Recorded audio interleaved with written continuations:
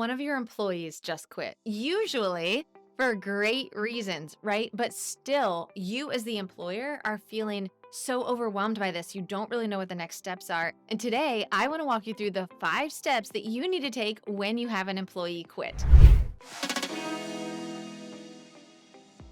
I know you're listening to this and you're like, Brandee, this does not feel good. But the first step I want you to do in this process is to just take a breath, because it does hurt when an employee quits. Trust me, I've been through many times where employees have left my business.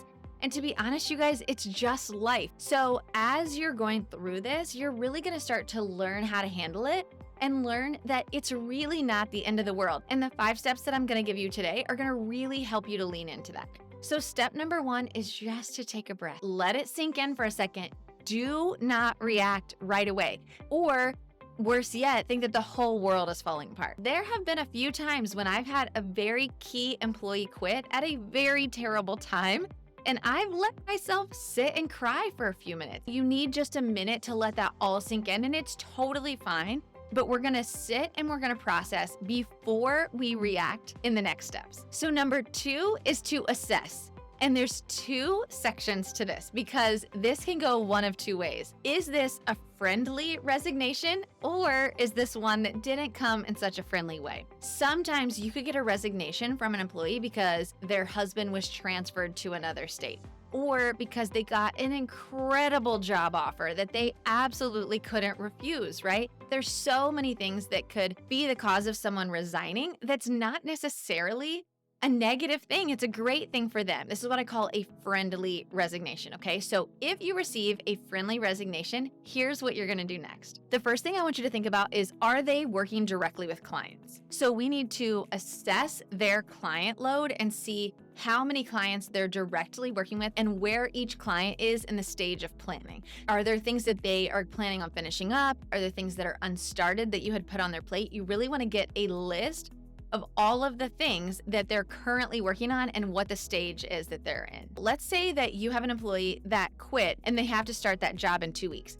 Well, if that's a 9 to 5 job and the bulk of their client work is on the weekends for you, instead of reassigning clients whose events may be coming up quite soon, is there a possibility that they could stay on in contract work to finish out those clients? And sometimes we've even had planners that will stay on for like an additional 6 months to keep some of their clients that they are already working with, just to help give you a little bit more of a runway to rehire that position. And then the last step of this friendly assessment is to notify the clients. And I think it's really important that the employee that's leaving, as well as you as the owner or your director of operations, are both together on that call, so that the client understands that this is a great transition, no problems are gonna arise. But you do not wanna notify clients until you are absolutely positive who is gonna be working with that client instead. And I think a lot of our employees that part ways with us for various friendly reasons enjoy that we ask them to stay on for those contract clients. So we always like to keep friendly blood in the industry as much as possible. If you're loving this video and you want to know more about how I help wedding pros 2 and even 3 times their revenue in less than 6 months,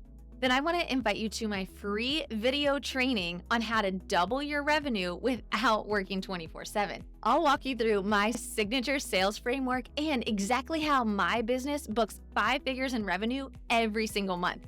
Just grab the link in the description below, and I cannot wait to see you there. Part 2 of the assess is if it's not friendly, and that happens sometimes. In this case, you are not going to keep them on for contract work. When this happens, that you have an unfriendly resignation, you have to act quickly. This is when you're going to want to immediately change any passwords that they would have had access to.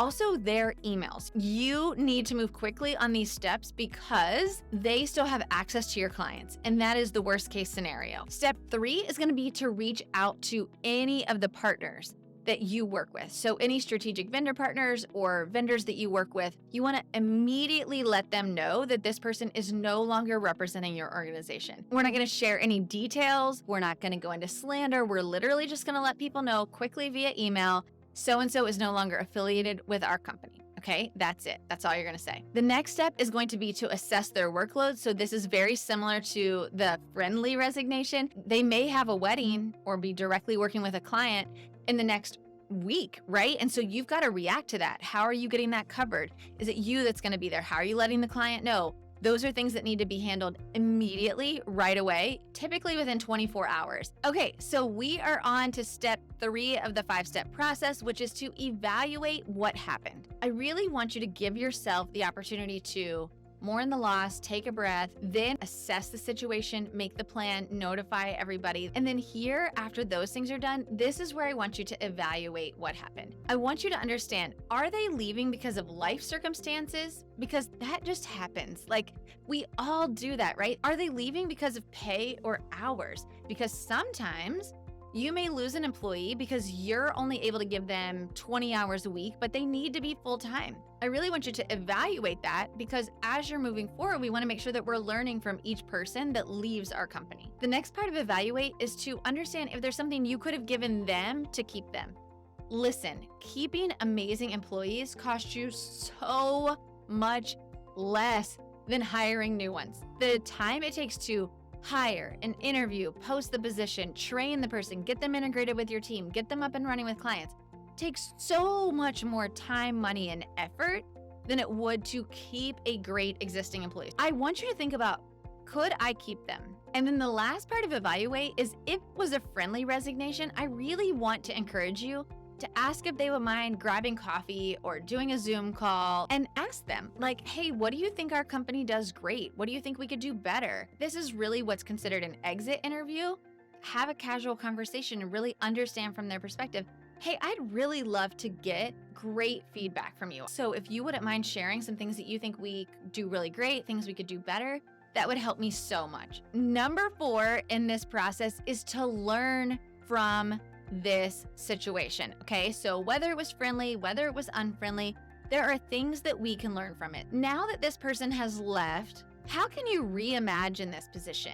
Don't immediately think, okay, well, I lost a sales manager, I have to fill a sales manager. In the moment, it's so difficult, and I totally understand that, and you feel like the whole weight of the world is kind of piling on while you're figuring it out. But every single time down the road, I'm like, wow, look what we've been able to reimagine for our company because we were able to fill this role in a different way. Reimagine what it could look like and just learn from what you had and what you would like to do in the future. And the last step of the 5-part process is just to implement. If you need to rehire, get it posted. If you need to reformat your team, start doing it. Start asking some of your other team members, what are qualities that you have that we may not be utilizing? But do not drag your feet. The thing that's the hardest when you lose an employee is you definitely feel like, why am I doing this? It feels like it would be easier for me to just let it go, right? And to just be a solopreneur. But when you're scaling, you're building a business and you're thinking bigger than you, it does require you having team members.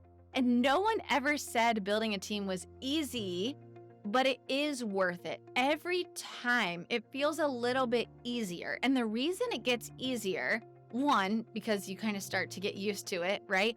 But 2, because you've started to really build your strategic team. 10 years ago, if somebody from my staff quit, immediately the first thing I would do is take all their schedule on myself. Now, though, we have a very strategic team and we always have someone on deck. You need to always be training someone on deck so that when you have an employee quit, you can quickly fill them into that position. And the second reason is because now I have a team of people who handle this. So I have an operations director, and it's really her role to handle this. When someone quits, she creates the plan. And hopefully this 5-step method is really gonna help you to understand it's simple, it's easy, let's move through it quickly, and let's get this position rehired. Okay, you guys, thank you so much for being here. And if this episode was helpful for you, just make sure that you're following or you're subscribed on YouTube or on podcast, wherever you're listening or watching. I would appreciate that so much. You guys, thank you so much for being here, and I will see you next time. If this video was helpful, make sure to hit that subscribe button and check out some of the videos that we have linked in the description below on how to build a profitable wedding business that is strategic and actually starts paying you a salary.